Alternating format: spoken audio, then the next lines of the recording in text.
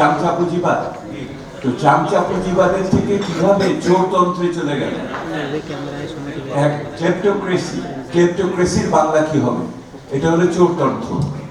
মানে যখন আপনার রাষ্ট্র ক্ষমতা, আপনি যাদের আপনি দায়িত্ব দেন, সেটা আপনি আইনসভা বলেন, আপনার নির্বাহী বিভাগ বলেন, অথবা আপনি বিচার বিভাগ বলেন, তারা সকলে যখন গোষ্ঠীবদ্ধভাবে একটি চুরির অংশ হয়ে যায়, সেটাই তখন চোরতন্ত্র।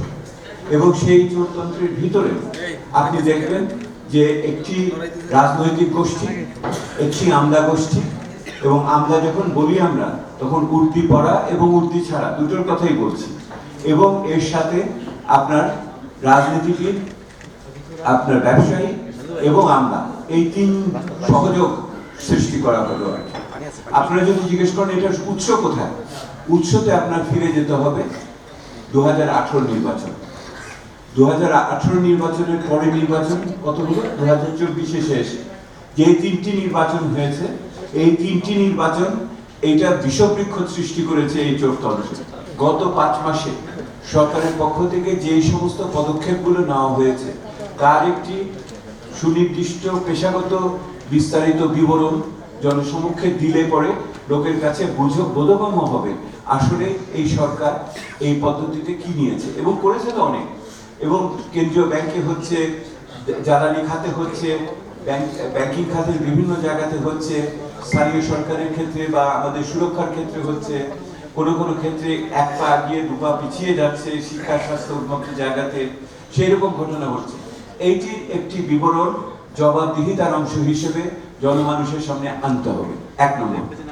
2 নম্বর হলো আগামী 6 মাস সরকার কি অর্থনৈতিক ব্যবস্থাপনায় কি পরিকল্পনা নেয় এবং তাদের লক্ষ্য উদ্দেশ্যগুলো কি, এর পরিমাপগুলো কি, এইগুলোকে একত্রিতভাবে একটি পরিকল্পনা জনগণের সামনে দিতে হবে। এবং যেহেতু সংসদ নেই, তাহলে জনগণের কাছে এটা প্রত্যক্ষভাবে সরাসরি তাদের দিতে হবে।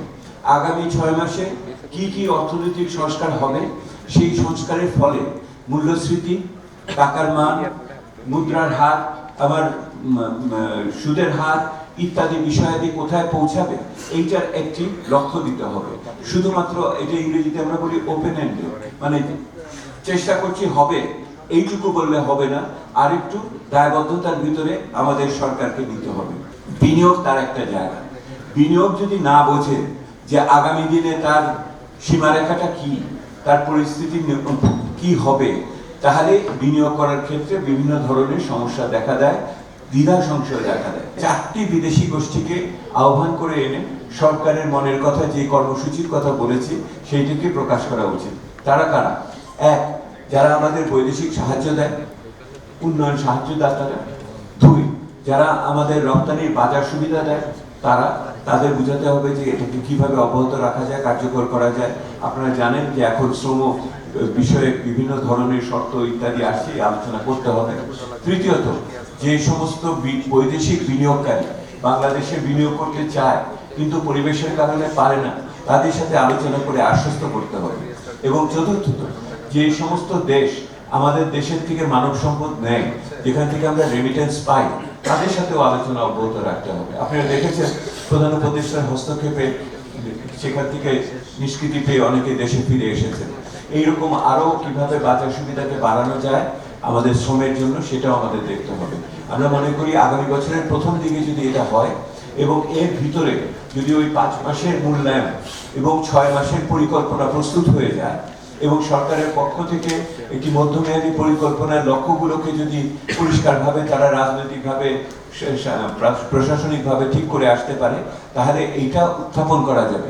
এই উত্থাপন করলে পরে আমাদের বিদেশি সহযোগীরা বলবেন যে কোন কোন ক্ষেত্রে তারা আমাদের সাহায্য করবেন এবং এই নিশ্চয়তাটা কার্যকরভাবে, দুর্নীতিহীনভাবে, মসৃণভাবে গরিব মানুষের পক্ষে কিভাবে কার্যকর হবে।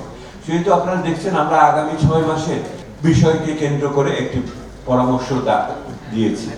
এখন আপনারা বলতে পারেন এই পরামর্শ কি সরকার গ্রহণ করবে? সময় বলে দিবে এটার ভিতরে কি হবে।